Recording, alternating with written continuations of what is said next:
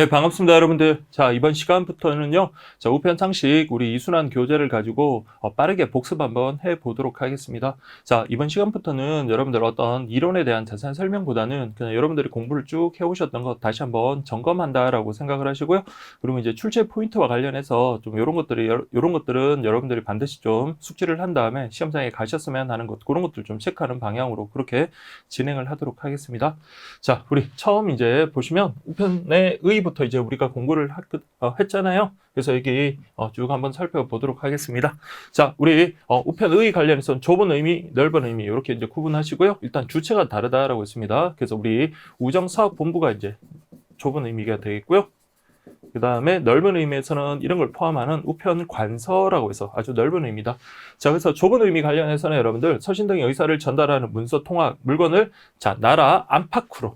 자, 그래서 이걸 나라 안팎으로 보내는 거기 때문에 국내 우편뿐만 아니라 국제 우편도 역시 좁은 의미에 포함된다는 것 기억하시고요.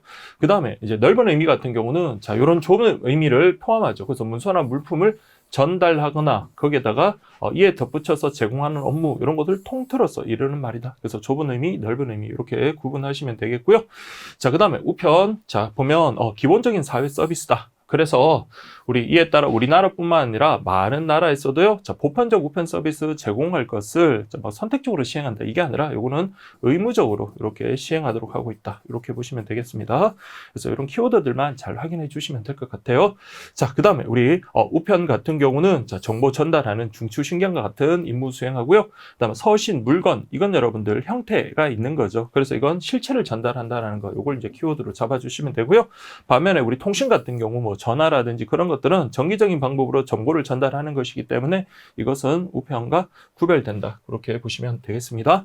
자, 그 다음에 이제 우리 우편 사업의 특성이라고 이렇게 되어 있는데요. 자, 그래서 우리 우편 사업 같은 경우는 정부 기업으로 정해져 있고요. 그래서 우리 구성원 같은 경우는 국가 공무원일 뿐만 아니라 자, 그 다음에 사업의 전반을 갖다가 자, 우리가 사기업처럼 마음대로 하는 게 아니라 법으로 정해져 있기 때문에 경영상의 제약은 많더라. 다만 이제 적자가 났을 때는 다른 핵에서 지원을 받을 수가 있다. 이렇게 보시면 되겠습니다. 자, 이렇게 하시고요. 자, 그다음 우리 우편 사업의 회계 제도 관련해서 자, 이제 살펴보면 뭐 사업 운영의 효율성을 확보하고 예산을 신축적으로 사용하기 위해서 자, 요거는 여러분들 자체적으로 이제 회계가 적용이 된다 그랬어요. 그래서 이게 일반 회계가 아니라 독립 회계다라고 이렇게 보시면 되겠습니다. 그래서 이게 죄송합니다. 특별 회계. 특별 회계고요. 그 다음에 독립채산제 이렇게 채택하고 있다. 그래서 특별 회계, 독립채산제. 그래서 우편 사업은 정부 기업으로서 자, 일단 정부 기업이기 때문에 자, 우리 어쨌든 뭐 아무리 공익성을 가지고 있는다 하더라도 공익성만 추구할 수는 없겠죠. 자, 그래서 우리 기업성하고 이런 것들을 다 가지고 있습니다. 그래서 기업성과 그 다음에 정부 기업으로서의 공익성과 정부 기업으로서의 공익성과 회계상의 기업성 모두 가지고 있다. 그래서 이거 양자를 모두 겸하고 있다. 이렇게 보시면 됩니다. 그래서 이게 조화가 과제다. 이렇게 됐고요. 자, 콜린 클라크. 자, 클라크 아저씨 나오면 자, 우리 우편 사업 같은 경우는 많은 노동력이 필요하죠. 그래서 이거는 노동 집약적 사업이다. 그래서 우리 대표적인 뭐 자본 집약적 사업이라고 하는 것은 뭐 중화공업들, 그러니까 설비에 아주 많은 비용이 드는 것들을 생각하시면 되고요. 우편 사업은 노동 집약적 성격이 강한 자, 서비스라 그랬죠. 그래서 이거는 3차 산업에 속한다. 그래서 이제 아무래도 뭐가 부담이 된다고요? 인건비가 사업 경영에 부담이 된다. 이렇게 보시면 되겠습니다. 자, 그 다음에 우편의 이용관계라고 되어 있는데요. 자, 이용관계 관련해가지고 이제 요거는 우리 발송이 나고 우편 간사하고 계약을 맺는 거잖아요. 그래서 국가와 우리 어쨌든 우리 정부 기업이라고 했으니까 국가와 국민 간의 관계지만 이것은 어떤 우월적인 지위에서 행하는 그런 계약 관계가 아니라 요거는 자 사법상의 계약 관계다. 이렇게 보시면 됩니다. 사법상의 계약 관계. 요게 이제 통설이었고요. 자, 다만 아무리 사법상의 계약관계다 한다 하더라도요. 자, 공익적 성격을 갖고 있기 때문에 이용관계에서는 다소 어떤 측면이 있다? 그렇죠. 권위적인 측면이 있기는 합니다. 그래서 순수한 사경제의 어떤 그 주체로서의 어떤 거래하는 것이 아니라 그래도 아무래도 이제 국가, 정부 기업이다 보니까 사법상의 거래관계라고 보는 것이 통설이긴 하지만 다소 권위적인 성격은 있다. 이렇게 보시면 되겠고요. 자, 우편과 관련해서 계약 당사자라고 하는 것은 발송인과 우편 간서지만 이용 관계자라고 하는 것은 자, 이런 계약으로 영향을 받는 사람까지 포함을 해야 돼요. 그래서 여기는 발송인, 그다음에 우편 간서가 있겠고요. 그다음 또 누구도 포함한다? 그렇죠. 수취인도 포함한다라는 것 같이 이렇게 보시면 되겠습니다. 여기서 이거는 이용 관계자다. 이렇게 보시면 되겠고요. 자, 그 다음에 이렇게 계약관계가 성립하면 계약관계가 성립해야지 계약의 당사자들, 이용 관계자들에 대해서 일정한 권리와 의무가 발생한다라고 했습니다. 그래서 이거는 여러분 보세요. 송달의 의무, 요금 수수료 달라라고 할 수 있는 것은 우편 관서가 되겠죠. 우편 관서. 반면에 송달해 주세요. 우편물 반환 청구권. 그래서 이게 우편물 반환 청구권은 누구에게만 있다 그랬어요? 그렇죠. 발송인에게 있다. 그래서 여기가 발송인 이렇게 돼야 되겠고요. 그 다음에 이제 수취권, 수취 거부권. 특히 요 손해배상과 관련해서 수취 거부권 중요하다 그랬죠. 이것은 수취인에게 있다. 이렇게 보시면 되겠습니다. 자, 그 다음에 우편 이용계약의 성립 시기라고 했습니다. 그래서 여러분들 우리 뭐 선택 라벨이라든지 그런 것과 관련해서 등기로서의 효력이 발생하는 시기하고 좀 구분하셔야 되겠죠. 그러니까 성립 시기 관련해서는 세 가지로 구분하셔야 됩니다. 자, 그래서 우체국 창구 같은 경우 창구에서 할 때는 직원이 접수한 때가 되겠고요. 그 다음에 우체통에 우리가 우체통을 통해서 우리가 할 때는 우체통에 넣은 때가 된다. 이렇게 보시면 되겠고요. 그 다음에 우리 방문 접수했을 때는 또는 집배원이 접수했다. 이런 경우에는 영수증을 교환 때. 그래서 이 세 가지를 반드시 구분하시고요. 이때부터 우리 우편 이용계약 관계가 성립하고 당사자 사이에는 권리와 의무가 인정된다라고 그렇게 보시면 되겠습니다. 자, 그 다음에 우편사업 경영주체, 관계법률이라고 되어 있는데요. 자, 국경장관, 이렇게 외우시라고 그랬어요. 그래서 우편사업은 국가가 경영하며 과학, 기술, 정보, 통신부, 장관이 관장한다. 관장, 뭐 이렇게 하든 장관 하든 뭐 그렇게 외우시면 됩니다. 자, 그래서 여러분들 국가라는 것은 실체가 없어요. 그래서 어떤 업무를 구체적으로 수행할 수 있는 것은 기관이 해야 되거든요. 그래서 그러한 기관을 우리가 장관이라고 하고요. 장관이 바로 관장을 한다. 이렇게 보시면 되겠습니다.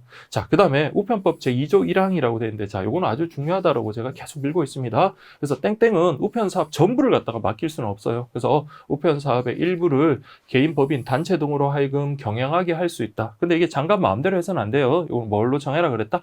법률로 정하라. 그래서 이건 따로 법률로 정한다. 그래서 우리 장관도 여기 들어가면 돼요. 그래서 장관은 우편 사업의 일부를 갖다가 경영하게 할 수 있고요. 개인이나 법인, 단체 등에 경영하게 할 수 있고, 이에 관한 사항은 장관 마음대로 뭐 고시로 정한다든지 시행령으로 정하는 시행규칙 뭐 이런 게 아니라 법률로 정한다라는 거 꼭 좀 기억을 해 주시기 바랍니다. 자, 그 다음에 이제 전국에 체계적인 조직을 갖춰 적정한 요금의 우편 서비스, 신속하고 정확하게 제공, 보편적 우편 서비스를 제공하기 위해서 그래서 국가는 어떻게 해요? 그렇죠. 직접 경영한다. 이것도 좀 기억을 해주세요. 우편에 관한 법률을 살펴보도록 하겠습니다. 자, 여러분들 우편에 관한 법률이라고 하면 일단 네 가지만 여러분들 기억을 하시면 되겠죠. 자, 일단 우편에 관한 법률을 본격적으로 들어가기 전에 첫 번째 여러분들 보시면 경영주체라고 있습니다. 경영주체. 자, 경영주체하면 여러분들 관장하고 같은 의미로 보시면 돼요. 그래서 과학기술정보통신부 장관이다라고 이렇게 보시면 되고요. 이건 앞에서 봤던 내용이죠. 전국의 체계적인 조직을 갖춰 적정한 요금, 서비스, 신속하고 정확하게 제공하기 위해서 국가가 어떻게 한다고요? 직접 경영한다라고 그렇게 봤었고요. 자, 우리 여기서 이제 법률에 대해서 이제 네 개를 살펴볼 건데, 어쨌든 간에 가장 처음에 제정되고 그리고 가장 기본이 되는 법 하면 우편법이고요. 자, 우편법 파트는 우리 뒤에서도 법령 시험범위다라고 생각하시면 됩니다. 그래서 우리 우편법은 사실상 우편에 관한 기본법이다.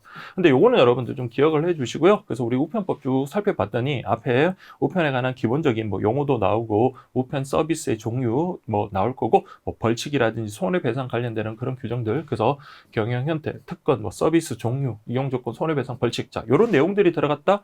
요거는 우편법이 되고요. 우편법은 1960년에 제정됐다. 이렇게 보시면 되겠습니다. 처음에 제가 처음 강의할 때 여러분들 이거 뭐 제정 순서 이런 거 막 처음에 문제 냈더니 학생들이 선생님 이거 여기까지 알아야 돼요 라고 처음에 그랬습니다. 그렇게 하고 했었는데 어느 순간 보니까 저 말고 이제 다른 뭐 교재라든지 이런 데도 보니까 이걸 뭐 문제화 시키고 그렇게 다 하셨더라고요. 그래서 뭐 개정 순서야 뭐 그건 뭐 큰 의미가 없지만 어쨌든 우편법과 관련해서 제정 순서들 좀 기억하시고요. 연도까지 기억해 주시면 좋을 것 같습니다. 그래서 1960년에 우리 우편법이 최초로 제정되었다. 이렇게 보시면 되겠고요. 자, 그 다음에 이제 두 번째 우체국 창구 업무 위탁에 관한 법률이라고 이렇게 되어 있는데요. 창구 업무 위탁. 자, 여기 보시면 우편 창구 업무를 갖다가 누가요? 개인이 위임을 받아서 운영하는 것. 자, 제가 오늘 여기 오기 전에 우리 학생분들 교재를 좀 주기 위해서 우편 체육국에 좀 갔습니다. 그래서 우편 체육국 갔더니 이제 안내하시는 분이 접수도 하고, 그 다음에 저 말고 다른 분들 이제 접수하는 모습을 보니까 뭐 다 이상하게 요즘 보니까 오늘 왔던 그 고객들이 준등기로 많이 보내시더라고요. 준등기 하면 뭐 우리 통상 우편물에서 우리 요금 그렇게 정액 요금으로 1,800원 뭐 그렇게 받더라고요. 그래서 아 그렇구나라고 이렇게 생각이 들고, 그 외에 이제 또 나이 드신 분들은 뭐 자식들한테 뭐 파김치 담은 거 이런 거 보낸다고 그렇게 해가지고 소포로 이렇게 보내시던데, 그래서 그런 모습들 그걸 보니까 뭐 좋기도 하면서도 우리가 공부했던 내용들이 여기서 이렇게 써먹히는구나 그렇게 생각이 들더라고요. 그래서 어쨌든 이것은 우편 취급국과 관련되는 거다. 자, 그래서 우편 창구 업무 위탁에 관한 것은 우편 취급국의 업무, 이용자 보호, 물품 보급 등에 대한 사항을 규정한 법령이다라고 되어 있고요. 그래서 우편 취급국에 대한 개념만 알아두시면 됩니다. 국민의 우체국 이용 수요를 맞추기 위해서, 그렇다고 다 우체국을 다 우리가 건설할 수는 없으니까 일반인에게 창구 업무를 위탁해서 운영하게 하는 거다라고 그렇게 보시면 됩니다. 그래서 이것도 우편 취급국이 되는 거고요. 자, 요거는 1982년입니다. 1982년. 그 다음 우정사업 운영에 관한 특례법, 요게 이제 가장 마지막에 들어온 거 1996년일 건데요. 그래서 우정사업, 즉 기존의 우편법이라든지 다른 여러 법령이 있음에도 불구하고요, 이게 우편사업에서 뭐 적자도 누정되고 또 경영에 의해서 계속 비효율적인 방향으로 운영이 되다 보니까 경영의 어떤 합리성 그런 것들을 추구하기 위해서 만든 게 바로 우정사업 운영에 관한 특례법이다. 그렇게 보시면 되겠습니다. 그래서 우정사업의 경영 합리성, 이게 이제 키워드겠죠. 경영 합리성과 우정 서비스 품질을 높이기 위해서 위한 특례 규정. 그래서 특례 규정이라고 하는 것은 기존의 법이 있음에도 불구하고 이 법을 제정해서 이 법부터 먼저 적용하겠다라는 그런 의미겠고요. 그래서 이런 내용들이 쭉 있고, 그 다음에 이런 것들을 규정하고 있다. 조직 인사 예산, 경영 평가, 요금 수수료 결정, 우정재산 활용 등을 규정하고 있는데, 이것은 우리 시험 범위에 해당하는 그런 법령은 아닙니다. 자, 96년이라고 그랬어요. 자, 이렇게 보시고요. 다만 요거 이제 2010년에 기출문제 나왔었다. 그렇게 보시면 되겠고요. 그 다음 마지막에 이제 별정우체국법이라고 되어 있는데요. 자, 별정우체국에 대한 개념만 정확하게 아시면 됩니다. 그래서 우리 별정우체국은 개인이 국가 위임을 받아 운영하는 별정우체국에 관련되는 사항을 규정했다. 그래서 우체국 없는 지역 주민의 불편을 없애기 위해서 국가에서 위임을 받은, 자, 요거는 국가에서 위임을 받은 개인이 국가 건물을 사용하는 게 아니라 그랬죠. 자기 건물을 갖다가 사용한다. 이렇게 보시면 됩니다. 그래서 일반인이 건물과 시설을 스스로 마련해야 돼요. 그래서 스스로 마련하는 게 별정우체국이다. 자, 이건 여러분들 별정우체국이 등장하게 된 배경은 뭐라 그랬어요? 국가 돈이 없었어요. 그렇기 때문에 전쟁 끝난 지 얼마 안 됐고 국가가 그때는 가난하다 보니까 이런 이용 수요를 갖다가 맞추기 위해서 우체국을 다 건설할 수가 없다. 그래서 이제 등장한 게 별정우체국법이다. 그렇게 보시면 돼요. 그래서 이게 1961년. 그래서 여러분들, 자, 여기 우편법의 제정 순서하면, 자, 여기가 우편법이 되겠고요. 1960년. 그 다음에 이제 등장한 게 별정우체국법에서 1961년 이렇게 가면 되겠고요. 근데 이 별정우체국의 한계를 보완하기 위해서 등장한 것이 우편 창구 업무 위탁에 관한 법률 우편취급국이라고 그랬습니다. 그게 1982년이 되겠고요. 자, 우리 우편 경영의 합리성, 품질 개선을 위해서 등장한 것, 그게 바로 우정사업 운영에 관한 특례법에서 1996년 이렇게 여러분들 순서대로 기억을 하시면 되겠고요. 자, 그 다음에 이제 뭐 많은 국제법규에서 뭐 관련되는 뭐 조약도 있고 이런 것들이 있다. 이런 것들은 시험과 관계없으니까 가볍게 보십시오. 그래서 아시아 태평양 우편 연합 조약도 마찬가지고요. 그래서 이게 아시아 태평양 우편 연합 그 조약은 뭐 이런 목적을 하고 있다. 이렇게 보시면 되고, 다만, 자, 요건 시험에 나왔던 거, 땡땡을 교환하기 위해서 해당 국가들 사이에 맺는 표준 다자간 내지는 양자간 협정이 있다라고 되어 있고, 이건 뭐라 그랬어요? 국제특급우편이라고 그랬죠? 그래서 여기는 국제특급우편. 다른 말로 EMS다. 이렇게 보시면 되겠습니다. 자, 여기. 그래서 아까 우리 손님 중에 한 학생이 자, 어디 외국으로 우편물을 보내는데 그 고객분이, 직원분이 그런 말씀을 하시더라고요. 인터넷 우체국으로 거기 발송 가는 국가인지 확인해 봤냐고, 어디로 보내시냐고 딱 봤더니 독일로 보낸다는 거예요. 그래서 이게 시시각각 발송 가는 국가가 달라질 수 있으니까 반드시 외국으로 EMS 발송하기 전에 인터넷 우체국으로 확인하고 하시라고 하면서, 그때 또 뭐라고 말하냐면 인터넷 우체국으로 접수를 하면 자, 5% 할인을 해준다라는 거, 그렇게 말을 하더라고요. 자, 그래서 우리 이시핑 접수해서 우리 5% 할인 뭐 그런 것들하고 같이 연계가 되니까 갑자기 그런 게 생각이 나더라고요. 자, 그 다음에 우편 사업의 보호 규정이라고 되어 있는데요. 자, 이 부분도 시험에 많이 나왔던 그런 부분이죠. 그래서 우리 우편 사업, 자, 우리 공공의 이익과 권리 보호를 위해서 그리고 안정적인 우편 서비스 제공하기 위해서 자 그래서 우리 우편 법에 보면 관련되는 우편 보호 규정들이 많이 규정이 되어 있고요. 자 그다음 첫 번째 우리가 볼 게 이제 서신 독점권이라고 되어 있습니다. 그래서 이거 외에는 타인을 위한 서신 송달 행위를 자 업으로 하지 못한다라고 이렇게 되어 있죠. 그래서 자기의 조직이나 계통을 이용해서 타인의 서신 전달하는 행위 하에서는 아니 된다라고 이렇게. 그러니까 자기 조직이나 계통 이용해서 다른 사람의 서신 전달 행위는 하면 안 된다. 그러면 자기 서신을 전달하는 행위는 당연히 가능하다라는 그런 말이고요. 그래서 어쨌든 서신 독점권이 누구에게 있다? 국가에게 있다. 이렇게 보시면 되고요. 그래서 독점권의 대상은 뭡니까? 서신입니다. 서신. 그래서 서신이라 하면 의사 전달을 위해서 특정인이나 특정 주소로 송부하는 문자, 기호, 그림 등으로 전달하는 걸 말한다. 이렇게 되어 있고요. 다만 다음의 경우에는 예외로 한다. 자, 이게 뭡니까? 서신 제외 대상이라고 해서 이것은 국가가 반드시 송달을 독점하는 것은 아니다라고 그렇게 보시면 되겠죠. 자, 그래서 여러분들 우리가 봤던 것들, 이건 요 빈칸만 잘 채워넣으면 돼요. 그래서 신문, 그다음에 정기 간행물, 그다음에 다음 각 모기의 요건을 모두 충족하는 서적 이렇게 되겠죠. 자, 그래서 서적 같은 경우는 표지를 제외한 48쪽 이상의 책자 형태로 인쇄 제본이 돼야 되겠고요. 그럼 세 개의 명칭 중 하나는 있어야 되겠죠. 그래서 우리 발행인, 출판사, 인쇄소 같은 이런 것 중에 명칭 중 어느 하나가 표시가 되어 있어야 되고요. 그리고 반드시 쪽수는 표시가 돼야 된다라고 이렇게 되어 있습니다. 자, 그래서 이건 여러분들이 잘 하실 거라고 생각이 들고요. 그다음 상품의 가격, 기능, 특성 등을 문자, 사진, 그림 등으로 인쇄한 자, 이게 16쪽 이상의 상품 안내서 이렇게 돼야 되겠죠. 상품 안내서. 그러니까 이게 초창기에도 시험에 나왔지만 최근에도 계속 시험에 나오고 있으니까 기억을 하시고. 자, 우리 서적 같은 경우는 표지를 제외한 48쪽 이상이었다면 상품 안내서 같은 경우는 표지를 포함한다라고 그렇게 우리가 공부를 했었습니다. 자, 그래서 그렇게 보시면 될 것 같고요. 자, 그 다음에 하물에 첨부하는 이라고 되어 있습니다. 하물에 첨부하지만 봉하면 안 된다 그랬어요. 그래서 봉하지 아니하는 봉하지 아니한 첨부하는 죄송합니다. 봉하지 아니하는 송장 또는 봉하지 아니한 첨부 서류 또는 송장 이렇게 하시면 되겠고요. 그 다음에 외국과 주고받는 그런 국제 서류 같은 것도 그런 것도 서신 제외 대상이 되고요. 국제 서류. 자, 그 다음에 우리 보면 본점과 지점간 또는 지점 상호간에 수발하는 우편물로서 자, 우리 12시간 이내 배달이 요구되는 상업용 서류 같은 경우 그래서 우리 킥 서비스로 이런 거 많이 보낸다라고 했었습니다. 그래서 12시간 이내 그 상업용 서류 자, 이렇게 보시면 되겠습니다. 상업용 서류.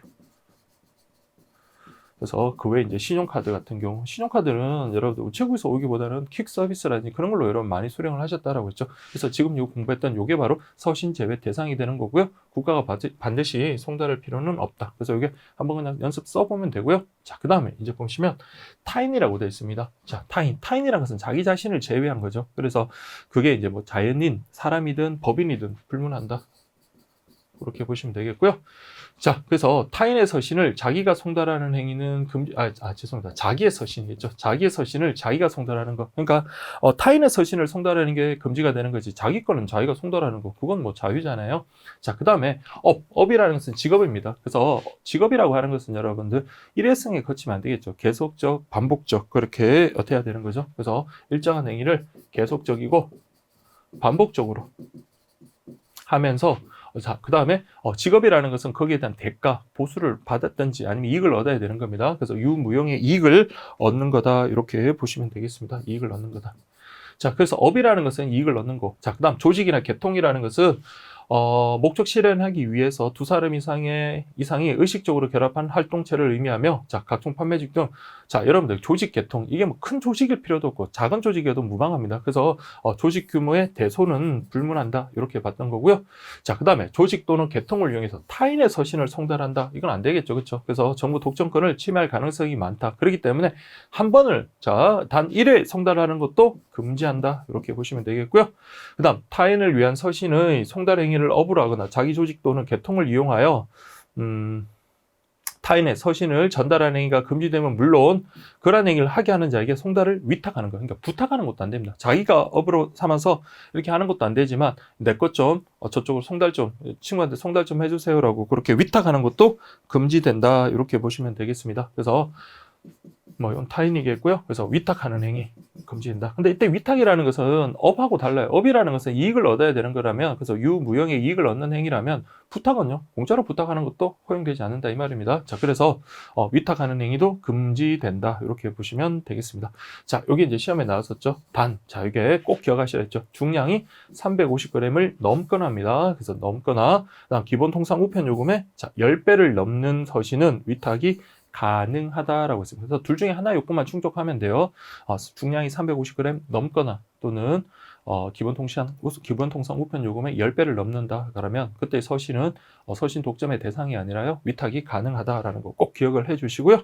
다만 국가나 지자체에서 발송하는 등기 취급 서신, 그렇죠? 등기 취급 서신 이거는 위탁할 수 없다라는 거. 이건 여러분들 아무리 강조드려도 아무리 여러분들 강조해도 지나치지 않습니다. 자, 이렇게 하시고요. 그 다음에 위탁이라고 하는 거 여기 또 나오네. 위탁이라면 당사자 일방이 서신 성달을 요청하고 상대방이 알았습니다라고 승낙될 때 성립하는 계약이며 보수, 기타 반대 거부를 조건하는가 여부를 불문한다. 이해되겠죠, 여러분들? 그래서 위탁이라는 것은 부탁이라고 생각해서 하셔서 보수 같은 거 그런 거 필요 없다. 이렇게 보시면 되고요. 다만 업이라고 하는 것은 유무형의 이익을 갖다가 요한다라고 그렇게 정리하시면 되겠습니다. 자, 이렇게 하시고요. 자, 그 다음에 이제 우편물 운송 요구권 해가지고 뭐 이런 내용들 쭉 나오는데 이거는 뭐 많이 보셨을 거예요. 그래서 정당한 보상 같은 경우는 한다 이렇게 돼야 된다 그랬죠. 그래서 반드시 정당한 보상을 해야지 할 수 있다 이러면 안 된다라는 것. 그 다음에 운송원 등에 대해서 좀 도와주세요라고 조력을 청구할 수 있다. 근데 청구했는데 상대방이 무시하면 안 되겠죠. 자, 그래서 그때는 정당한 사유가 없으면 이를 거부할 수 없다. 이렇게 보시고요. 자, 그러면 이 사람 때문에 자기가 해야 될 일을 못했거나 아니면 그 시간 동안을 낭비한 거잖아요. 그럼 거기에 대해서 우편간사는 도움을 준 자의 청구에 따라서 적정한 보수를 지급해야 된다. 이렇게 보시면 되겠습니다. 지급하여야 한다. 지급하여야 한다. 자, 이렇게 하시고요.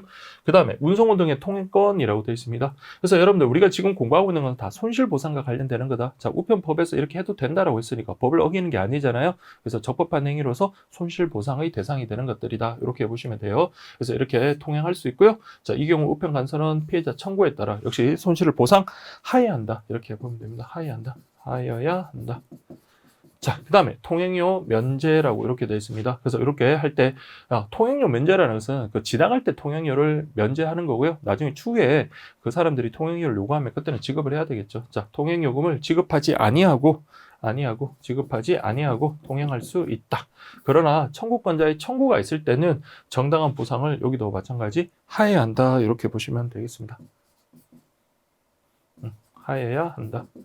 알겠죠, 여러분들? 자, 이렇게 하시고요.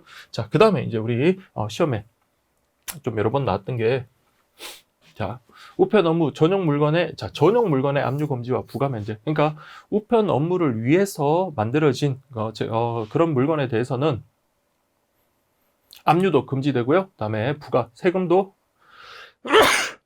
죄송합니다. 세금 부과도 이렇게 면제된다. 이렇게 보시면 됩니다. 자, 일단 우편물, 전용 물건의 압류 금지라고 이렇게 해서 우편 업무를 위해서만 사용하는 물건, 그 다음에 우편 업무를 위해 사용 중인 물건, 이렇게 여러분들 구분하셔가지고요. 그래서 우편 업무를 위해서만 사용하는 물건과 원래는 우편 업무를 위해서 만들어진 건 아닌데 지금 우편 업무를 위해 사용되고 있는, 뭐 오늘도 우편 취급하니까 뭐 가위라든지 테이프 같은 걸 좀 많이 썼거든요. 그래서 이게 우편 업무를 위해 사용 중인 그런 물건은 압류할 수 없다. 그러나 부가 면제, 세금의 부과 대상이 되지 않는 것은 위에 거 하나입니다. 그래서 우편 업무를 위해서만 사용하는 물건에 대해서는 이때 서류도 포함한다는 거 이것도 기억을 하시고요. 국세나 지방세 등의 세금의 대상이 되지 않는다.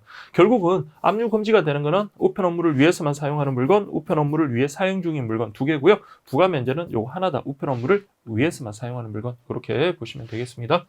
자, 그다음 공동해상 손해부담의 면제라고 이렇게 돼 있는데요. 그래서 원래는 하주 전원이 자, 우리 위기 때 어떻게 돼요? 같이 화물 적재된 것을 중량에 따라서 이렇게 공동 분담해서 버려야 되는데 이 경우에도 우편물에 대해서는 이를 분담시킬 수 없다. 그럼 결국은 뭐예요? 진짜 그 사람의 생명이 위태로운 그런 최후의 손까지 우편물은 안 버리고 있다가 마지막에 버린다. 이렇게 생각을 하시면 되겠고요. 자, 그다음에 요것도 꼭 기억을 하셔야 되죠. 자, 우편물의 압류 거부권. 요거는 누가 여러분들 그 압류하는 거예요?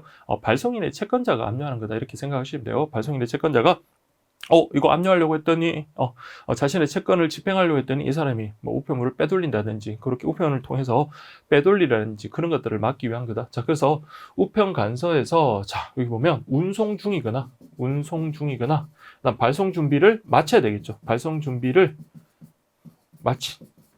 마친 우편물에 대해서는 발송 준비를 마친 우편물에 대해서는 압류를 거부할 수 있다. 그러면 역으로 생각하면요. 발송 준비 전이라면요. 그러면 정당한 채권자가 그 우편물을 압류하려고 그러면 압류를 거부할 수 없다. 이렇게 보시면 되겠습니다. 자, 그다음에 우편물의 우선 검역권입니다. 그래서 이건 제목이 중요하다 그랬죠. 그래서 면제권이 아니라 우선 검역권이다라고 이렇게 했습니다. 그래서 먼저 통과할 때 먼저 검역을 먼저 받을 수 있다. 자, 우선적으로 최우선적으로 자, 이렇게 보시면 됩니다. 최우선적으로 받을 수 있는 거지 면제하는 것은 아니다. 이렇게 했고요. 그다음에 우리 제한 능력자 관련해서는 자, 단독으로도 할 수 있고 제한 능력자가 동의를 받지 않고 우편 이용 계약을 했다라는 것을 이유로 취소할 수 없다라고 말씀을 드렸어요. 그래서 제한 능력자 행위라도 누가 한 것으로 본다? 능력자가 행한 것으로 간주한다. 이게 우편법에 나와 있고요. 자, 이에 따라 제한 능력자 행위임을 이유로 우편 간서에 대해서 임의로 이용 관계의 하자, 취소 같은 거 그런 거를 무효 또는 취소를 주장할 수 없다. 그래서 무효 또는 취소를 주장할 수 없고 유효한 계약이 된다라고 했고요. 다만 법률 행위 그 자체에 하자가 있을 때는 법률 행위 하자가 발생한 경우에는 관련 규정에 따른다라고 이렇게 되어 있습니다. 그래서 이 부분도 처음 이제 제가 요 하자 관련해서 이런 사례도 내고 그러니까 이제 모든 책들이나 이런 데서 이렇게 이제 정리가 되더라고요. 그래서 하자라는 게 우리 기망이라든지 아니면 착오라든지 아니면 사기 이런 것들을 이제 우리 민법상의 의사표시 하자와 관련되는 거거든요. 그것을 이유로는 취소할 수 있지만 나머지 제한 능력자인데 동의를 얻지 않았음을 이유로 취소나 아니면 의사 능력자임을 무효로 주장할 수는 없다. 이렇게 보시면 돼요. 자, 이때 말하는 것은 민법상의 제한 능력자 말하고 자, 우리 제한 능력자와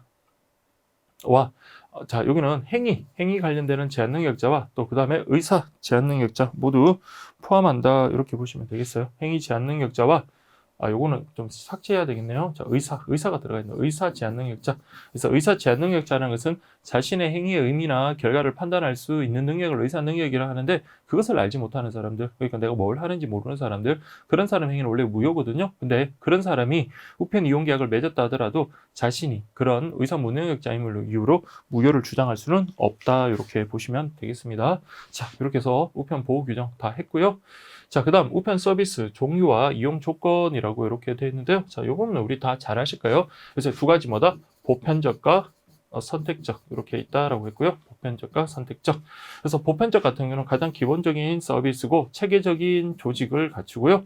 그리고 우리 모든 국민이 어떻게 돼요? 공평하게 적정한 요금으로 이용할 수 있게끔 해야 되겠죠. 그래서 적정한 요금으로 받을 수 있고 보낼 수 있도록 해야 된다라고 되어 있습니다. 자, 그래서 특히나 보편적 우편 서비스 이외의 서비스는 모두 선택적 우편 서비스가 되기 때문에 보편적 우편 서비스만 잘 기억하시면 됩니다. 통상 우편물은 2kg 이하, 소포 우편물은 20kg 이하.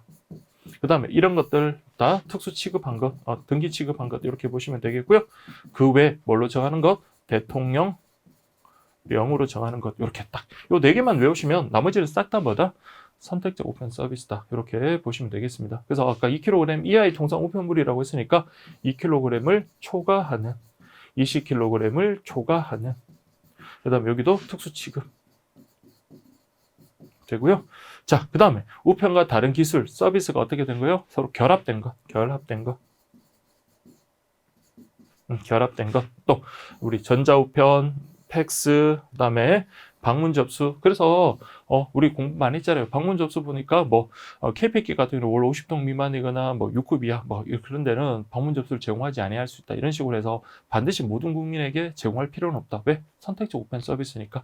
팩스 같은 경우도 우편 취급국에서는 취급하지 않잖아요. 그래서 그렇게 이해를 하시면 되겠습니다. 자, 그렇게 보시고요. 그 다음에 그 외에 보시면 뭐 우편 시설, 우표, 엽서, 뭐 요금 표시 인형이 인쇄된 봉투라든지 우편 차량 장비, 뭐 그런 것들을 이용하는 서비스. 그 다음에 우편 이용과 관련된 용품을 갖다가 제조하거나 뭐 이런 것을 판매하는 행위, 그런 것들도 전부 다 선택적 우편 서비스에 해당한다.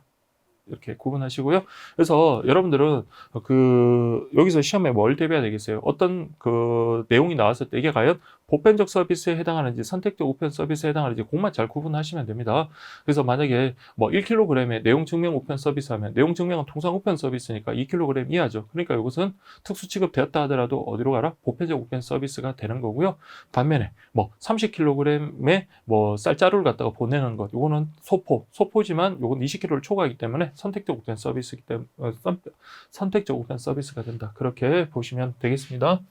자, 그 다음에 여러분들 배달기한 우정사업본부가 약속한 배달에 걸리는 시간을 말한다. 이렇게 보시면 되겠죠. 자, 그래서 이건 여러분들 한번 해보십시오. 자, 여기 보시면 통상 우편물은 등기를 포함하고 일반 소포는 뭐라고 했어요? 접수한 다음 날부터 3일 이내다라고 이렇게 했었고요. 그 다음에 이 길이라든지 등기 소포는요, 접수한 다음 날까지다라고 이렇게 했었죠. 다음 날까지. 당일 특급은요, 당일. 몇 시까지? 20시까지 이렇게 배달해야 된다. 이게 이제 우리 배달 기한이 된다라고 그렇게 봤었고요. 자, 그 다음에 제주 선편 같은 경우는 자, 우리 우편물 접수한 날부터 이틀이 더 추가가 됩니다. 그래서 D+2 이렇게 보시면 되겠습니다. 됐죠, 여러분들? 자, 여기 이제 배달 기한이다. 이렇게 하시고요. 다만 도서, 상간, 오지 등에 대한 배달 기한 같은 경우는 자, 특별히 어려운 것. 자, 이런 거는 그 지역 사정을 잘 아는 누가 관할 지방우정청장이 정해서 고시를 해야 되겠죠. 그래서 여기 관할 지방우정청장이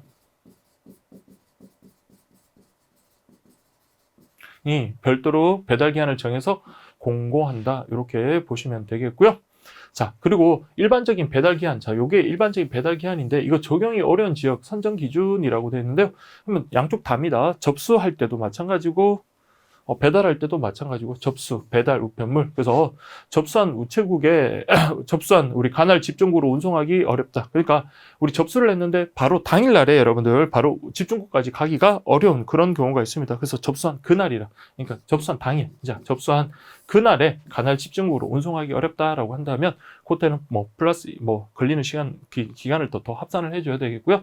그다음에 관할 집중구에서 배달국의 자, 우리 배달 우편물 준비 시간 안에 역시 마찬가지 당일.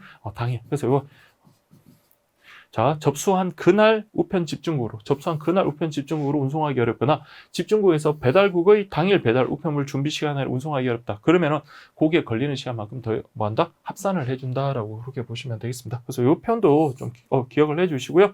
자, 그 다음에 이제 운송 곤란 지역 관련해서 기한 계산 여기서 이제 더해진 것, 여기서 더해진 것 이런 것들 각각 필요할 수를 배달 기한에 뭐 한다고요? 합산해서 그렇게 계산한다. 이렇게 보시면 되겠습니다. 합하여 계산한다. 자, 이렇게 하시고요. 그 다음에 다르게 적용하도록 공간 지역이 있다라면 각각의 필요할 수를 여기도 마찬가지 합하여 계산한다. 자, 즉 다른 지방우정청에서 다른 아까 우리 각각의 지방우정청장이 그런 배달기한 상간오지 같은 데 필요한 경우도 배달기한에 적용이 어려운 경우는 정해서 고시를 한다 했잖아요. 그래서 그 말입니다. 다른 지방우정청에서 자, 이렇게 보시면 됩니다. 자, 우리 배달기한 적용에 의하면 뭐뭐 있었어요? 일간신문과 간보 이렇게 보시면 되겠죠. 자, 그래서 이 경우에는 일반 우편물임에도 불구하고 자, 어떻게 한다고요? 접수한 다음 날까지. 원래는 접수한 다음 날부터 3일 이내에 되는데 신문이 뭐 3일 그 정도 걸려버리면 의미가 없어진다라고 했습니다. 자, 그래서 그 예외 대상하면 두 가지 일간신문 자, 주 5회 발행하는 일간신문과 자, 그 다음에 관보 이렇게 해서 딱 기억하시면 됩니다. 자, 이렇게 하시고요. 자, 그 다음에 이제 통상우편물 이제 개념이라고 되는데요. 자, 통상우편물 하면 뭡니까? 서신 등의 의사 전달물. 그 다음에 통화, 송금통지서 포함하고요. 그 외에 또 뭐 있죠? 작은 물건, 소형 포장 우편물. 자, 이렇게. 그래서 우리 통상 우편물 하면 요 세 개가 모두 들어간다라는 걸 기억하시고요. 그래서 서신, 서신에 대한 개념은 우리 우편법에 나와 있는 것 그대로 소개했고요. 다만 신문, 정기간행물, 서적, 상품 안내서 등 대통령령으로 정하는 것을 뭐라고 했어요? 서신 제외 대상. 그래서 요거는 서신은 아니고 대신 이런 것들은 어디로 간다고요? 얘들은 의사 전달물로 이렇게 가면 돼요. 그래서 어쨌든 통상 우편물인 것은 분명합니다. 그래서 이게 이제 우리 통상 우편물. 그래서 여기에서 서신 요건을 갖추지 못한 것, 뭐 등등등 이런 것들이 다 의사 전달물이다. 이렇게 보시면 되겠고요. 그다음 통화는 뭐 아실 거고 소형 포장물 같은 경우는 작은 뭐다? 물건이다라고 이렇게 보시면 돼요. 그래서 가로, 세로, 높이 35cm를 기준으로 그때 소포 우편물과 소형 포장 우편물 그렇게 구분한다 했습니다. 자, 우리 통상 우편물 같은 원칙이 뭐예요? 봉투에 넣어서 봉함해서 발송하는 것. 이게 원칙이고요. 그러나 적절하지 않은 우편물 같은 경우는 적합하도록 포장해서 발송할 수 있다. 자, 근데 예외적으로 여러분들 봉함하지 않는 게 엽서 같은 것들은 그럴 수밖에 없잖아요. 그렇죠? 그래서 예외적으로 우정사업본부장이 발행하는 우편 엽서. 자, 그 다음에 사제엽서, 제조 요건에 적합하게 제조한 여기도 사제엽서. 그 다음에 우리 전자우편 같은 그런 통신물은 전자우편은 요거는요 봉함하여 봉투에 넣어서 봉함해서 발송하는 것이 아니라 그냥 그대로 여러분들 발송할 수 있다 이렇게 보시면 돼요. 그래서 모든 통상 우편물은 봉함하여 발송한다. 이거는 틀린 지문이 되겠죠. 자, 이렇게 하시고요. 자, 그 다음에 자, 우리 전기 간행물 등은 띠종이 이렇게 묶어서 발송할 수 있다. 그렇죠? 그렇기도 하고요. 그래서 우리 띠종이 하면은 뒷면에다가 그런 내용들 쓸 수도 있는 거고, 우편 이용자는 우편물 접수 시 우편물 외부에다가는 다음 사항을 표시하여 발송하여야 한다라고 이렇게 됐습니다. 그래서 여러분들 우편 물에서 외부에 당연히 표시되는 건 뭡니까? 주소라든지 성명이라든지 우편 번호 이런 거는 반드시 기재를 해야 되겠죠. 그래서 여기는 이건 좀 암기하세요. 반드시 해야 됩니다. 발송인 그리고 수취인의 성명, 주소, 우편번호. 근데 제가 오늘 우리 교정에 좀 참여해 주셨던 분들 이제 책이 나와가지고 좀 제공을 해드리면서 일일이 근데 여러분이니까 우편번호는 찾기가 좀 귀찮더라고요. 그래서 성명, 주소, 전화번호만 딱 썼더니 그래도 접수는 해주더라고요. 다만 이제 우리 수험적으로는 성명, 주소, 우편번호까지 같이 좀 하시고요. 그 다음에 요금 내야 되니까 요금을 표시하는 증표가 있어야 되겠죠. 그래서 우편요금 납부 표시까지. 자, 요거 여러분들 후트로 가볍게 보지 마시고요. 성명, 주소, 우편번호, 우편요금, 납부 표시라고 해서 여기까지 정확하게 알아두셔야 됩니다. 자, 요게 해서 요거는 반드시 외부에다가 표시를 해서 발송을 해야 된다라는 것 그렇게 봐두시면 되겠고요. 자, 그 다음에 우리 통상 우편물 규격 요건 외부 표시 기재 사항이라고 되어 있는데요. 자, 우리 첫 번째 거는 여러분들 우리 뭐라 그랬어요? 그냥 봉투에 넣어서 보내는 것 생각을 하시면 된다라고 했습니다. 자, 그래서 우리 위반 시, 우리 첫 번째 요거는 규격 요건이라 했으니까 규격 요건에 위반하면 뭐 취급합니까? 규격 외 취급돼서 규격 외 요금이 적용된다 이렇게 보시면 되겠죠. 자, 우리 크기와 관련해서 기본은 뭐다? 90, 140. 이거는 자다가 일어나서도 90, 140 좀 암기를 하셔야 돼요. 자, 그래서 우리 90, 140 이렇게 여러분들 딱 알아두시면 되겠고요. 자, 그 다음에 우리 신발 사이즈, 여성들의 신발 사이즈 235다라고 이렇게 봤었고요. 그 다음에 120, 130, 140, 150. 자, 그렇게 됐었죠. 그래서 우리 엽서가 어떻게 됐어요? 엽서가 90에서 140 이렇게 됐었고요. 자, 그때 엽서 관련해서는 여기 170, 여기 120, 그러니까 120, 130, 140. 그래서 이거는 130 이렇게 돼야 되겠고요. 그 다음에 봉투 같은 경우는 두께가 있습니다. 0.16부터 5mm. 다만 이것도 여러분 기억하세요. 허용 오차가 우리 플러스 마이너스 5다. 그래서 가로의 길이가 240이 됐다 하더라도요. 자, 우리 235에서 5가 더해지면 240이기 때문에 규격 외 요금은 적용되지 않는다. 이렇게 보시면 되겠고요. 당연히 이거는 직사각형 형태가 돼야 된다. 자, 3g에서 50g. 자, 이거 중요하다 그래서요. 엽서는 2g에서 5g 이렇게 보시면 되겠고요. 재질은 당연히 종이야죠.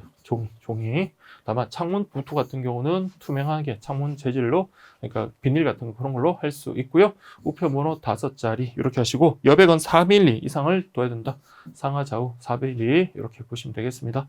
자, 그다음에 이게 이제 뭐 새롭게 이제 들어온 부분인데 2021년에 들어왔나요? 좀 물론 이번 게 아니라 5개 칸으로 구성돼야 되는데 6자리 옛날 봉투가 이런 게 있었다 그러죠. 이런 게 이런 게 있으면 어떻게 하면 된다? 앞에서부터 이렇게 5자리 이렇게 쓰면 됩니다. 그래서 요 통상물은 우편 숫자를 갖다가 어디다? 좌측 칸부터, 그러니까 왼쪽 칸부터 하나씩 차례대로 기입하고 마지막 칸은요 그냥 비워두면 되겠죠. 그래서 공란으로 둔다 이렇게 보시면 되겠습니다. 지금 우리가 하고 있는 게 규격 요건이라는 거 좀 기억하세요. 그러니까 책을 여러 번 보셨던 분들은 이게 규격 요건이라는 걸 아는데 뒤에 나오는 건장 요건하고 반드시 구분하셔야 돼요. 그래서 이거 위반하면 규격 외 요금, 건장 요건 위반하더라도 규격 외 요금이 적용되지 않는다라는 거, 그걸 좀 기억을 하시고요.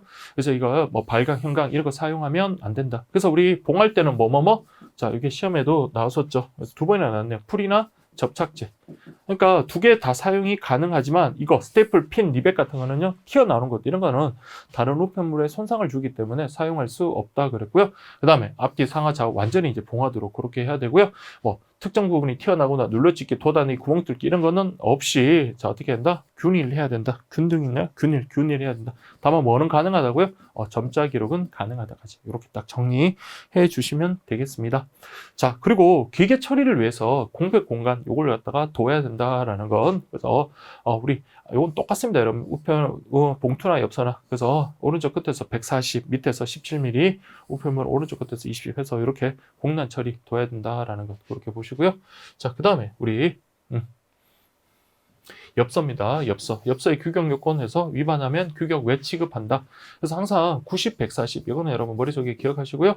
그래서 여기는 30씩 차이가 납니다. 그래서 120, 170 이렇게 해가지고 역시 플러스 마이너스 5mm다. 대신 얘는요 두께는 없겠죠. 자, 그리고 형태는 직사각형 형태라는 건 동일하고요. 그 다음에 별도 봉투로 봉함하지 않는 형태. 그렇죠. 봉투 봉하는 게 아니다. 이렇게 보시면 되겠고요. 자, 얘는 2g에서 5g. 아까 봉투는 3g에서 50g. 이렇게 보시면 되겠습니다. 자, 다만 세로의 크기가 자, 110mm를 넘거나 가로의 크기가 153을 넘는 게. 그러니까 요 엽서에서 좀 다만 규격이 좀 큰 거, 좀 큰 엽서 같은 경우는 채소가 이제 늘어가죠. 그러니까 최소 4g, 최대 5g까지 그렇게 되더라. 이렇게 보시면 됩니다. 알겠죠? 여기까지 좀 챙기고요. 재질은 종이라는 건 동일하고요. 5자리, 그 다음에 4mm 여백이다. 요거는 동일하다. 이렇게 보시면 되겠습니다. 자, 그래서 여러분들, 이거 이제는 왼쪽 칸부터 채워라. 그 다음에 마지막 칸은 공란으로 6자리 우편 그 번호 된 것은 그렇게 하고요. 그 다음에 우리 요거는 균일해야 되고요. 다만 점자 기록은 허용된다. 그래서 요 140, 10mm, 20mm는 동일하다. 이렇게 보시면 되겠습니다. 자, 그래서 우리 중요사항 비교 정리라고 해가지고요. 자, 우리 했던 거. 요거 할 때는 어떻게 하라 그랬어요? 90, 140. 그러니까 요거 잘 보여요. 자, 짧은 거 세로가 90입니다. 여기 90, 140. 그래서 여기도 세로가 90, 140. 그 다음에 얘들은 30씩 차이가 나니까 여기 120. 그 다음에 여기가 130. 이렇게 가면 되고요. 그 다음에 여기가 우리 170 이렇게 가면 되겠습니다. 그래서 이건 30씩 차이가 나고, 그 다음에 여기는 자, 우리 신발 사이즈 235 여성들의 신발 사이즈라고 했습니다. 자, 그 다음에 우리 두께는 0.16에서 5mm가 되고요. 3g에서 50g, 여기는 2g에서 5g. 자, 지금쯤이면 다 이거 암기가 돼 있어야 돼요. 자, 이렇게 보면 우리 우정사업본부 관련해서 요건들 다 살펴봤고요. 자, 그 다음에 사제하는 우편 엽서라고 이렇게 되어 있습니다. 자, 여기 보시면 맞다. 여러분들 요거 가격이 또 추가 공고로 바뀌었죠. 그래서 이거 좀 제가 정리를 좀 해드려야 되는데, 우적사업본부에서 발행하는 규격 요건 및 외부 표시사항을 충족해라. 사제하는 것도 당연히 아까 우리 봤던 규격 요건 충족해야 된다. 이렇게 보시면 되겠고요. 그래서 우리 50g까지 규격 외 엽서는 자, 우리 이게 이렇게 480원인가 그럴 겁니다. 제가 이거 좀 다시 한번 확인을 좀 해볼게요. 그래서 이게 우리 교재는 430원이라고 되어 있는데요. 자, 이게 추가 공고에서 480원으로 해서 50원이 더 늘었던 걸로 알겠습니다. 그래서 480원 이렇게 일단 알아두시고요. 자, 그 다음에 우리가 살펴볼 게 건장 요건입니다. 건장 요건. 그래서 아까 우리 규격 외 요금 적용되는 것하고 구별하자. 그래서 요거 건장 요건이기 때문에 이를 위반한다고 규격 외 요금을 적용하거나 접수 거부하는 것 아니다라는 거. 그래서 여러분들 아까 우리 직사각형은 규격 요건이지만 색깔이 흰색이나 빨간색 같은 경우 우리 크리스마스 카드 보낼 때 빨간색, 노란색, 초록색 막 그렇게도 보냈잖아요. 봉투가 그런 경우. 그래서 이건 말 그대로 건장 요건이다라는 거. 그걸 여러분들 좀 기억하십시오. 자, 그래서 이것도 좀 암기를 하시면 좋아요. 그래서 색상은요 70% 이상의 반사율을 가진 자 흰색이나 밝은색이다. 흰색이나 밝은색이다. 그래서 최소한 여러분들 70g 요거 이상이 돼야 됩니다. 이렇게 두께예요. 따져 보면. 그래서 우리 A4지 용지 보면 70이 있고 75가 있고 80이 있고. 그러니까 점점 이게 숫자가 크면 더 두꺼운 그런 거다. 이렇게 보시면 되겠습니다. 자, 그다음에 자, 여러분, 요거는 불투명도하고 투명도는 이상이냐 이하냐 요거 좀 구분하십시오. 자, 안에 게 비치면 안 되잖아요. 그래서 안에 내용물이 비치면 안 되기 때문에 불투명도는 높아야 됩니다. 그래서 75% 이상. 그러나 창문형 봉투 같은 경우는 안에가 비쳐야 되겠죠. 그렇기 때문에 불투명도가 25%, 20% 이하다. 이렇게 보시면 되겠고요. 자, 그래서 이렇게 하십시오. 자, 그 다음에 정해진 위치에, 자, 이것도 꼭 기억하세요. 우표 위치 같은 경우는 보통 오른쪽 위에죠. 그래서 정해진 위치에 우표를 붙이거나 우편 요금 표시, 우편 요금 납부를 표시한다. 그래서 이것도 건장 요건이라는 거, 이거 좀 미스하기 쉽습니다. 이거 좀 잘 좀 체크를 하시고요. 2019년도에 나왔던 거네요. 봉투 뒷면이나 우편 엽서 기재란, 그 다음에 띠종이 앞면, 띠종이 잠깐만요. 뭐라고 해야 돼요? 띠종이 앞면의 윗부분, 죄송합니다. 띠종이 앞면의 윗부분 2분의 1가 다음 뒷면 전체겠죠. 이거는 뒷면 전체. 자, 요런 허락된 공간에만 원하는 사항을 표시할 수 있다. 그래서 요거 뭐 좀 요게 좀 위반하더라도 뭐 접수 거부되거나 그런 건 아니지만 그래도 가급적이면 뭐 주소라든지 이런 거 쓰는 날하고 좀 구분해야 되겠죠. 그래서 띠종이 같은 경우는 앞면의 윗부분 2분의 1가 뒷면 전체 거기에 대해서는 쓸 수 있다. 자, 그 다음에 우리 허락된 부분에는 광고가 기재 가능하다. 자, 이거는 우리 보면 우편물 같은 경우는 광고는 뒷면에다 합니다. 광고는 뒷면에다고 하고요. 그 다음에 평판으로 인쇄를 하되 다만 사제 엽서는 예외다. 그러니까 사제 엽서는 평판 옵셋. 그러니까 이게 우리하고는 좀 와닿지는 않는데 이게 제가 그 책 출판하면서 출판사에 물어보니까 이게 평판, 뭐 옵셋, 뭐 그 다음에 뭐 여러 가지 이제 인쇄하는 방식이 있더라고요. 그래서 그런 것들 엽서와 관련해서는 평판 옵셋으로 인쇄를 하고 다만 사제 엽서 같은 경우는 제외다라고 그렇게 보시면 되겠습니다. 자, 이렇게 하시고요. 그 다음 정기 간행물 등을 묶고 발송하는 띠종이, 자, 우리 띠종이로 우리 발송할 수 있다라고 했는데요. 자, 이런 정도 크기. 다만 우편물을 전부 덮는 정도의 띠종이가 돼야 된다. 그 다음에 우편물 아랫부분에 고정 움직이지 않게 밀착을 하고요. 자, 그 다음에 신문 형태. 요거는 기억하세요. 발송인의 주소, 성명. 그러니까 띠종이를 신문 관련해서 띠종이 이렇게 됐을 때 요것은 자, 뒷면에다가 우리 기재를 하고요. 신문 형태가 아닌 정기 간행물 크기가 이것보다 자, 이럴 때는 우편물 원형 그대로 쓴다라고 되는데요. 그래서 이게 신문 형태가 아닌 정기 간행물 크기가 A4지보다 더 작다 그러면 그때는 그대로 쓰면 됩니다. 그래서 이거 이하인 경우에는 우편물 원형 그대로 띠종이 그냥 사용하면 되고, 다만 접어둔 상태가 편편하고 균일한 것은 자, 이거 접어서 발송 가능하다. 그래서 이렇게 접어서 이렇게 발송이 가능하다. 그래서 지금 우리가 봤던 거는요, 다 건장 요건과 관련되는 그런 것들이다라고 그렇게 보시면 되겠습니다. 자, 그래서 여러분들 우리 규격 외 취급 대상에서 아까 우리 앞에 있는 표 그거 위반하면 통상 우편물 우편 엽서에 무슨 취급? 규격 외 취급이다. 이렇게 보시면 돼요. 규격 외 취급. 규격 외 취급. 자, 이렇게 보시면 되겠습니다. 자, 이렇게 하고요. 자, 그 다음에 자, 우편물의 그 외부 표시 기재사항 요거는 좀 쉬었다가 진행하도록 하겠습니다.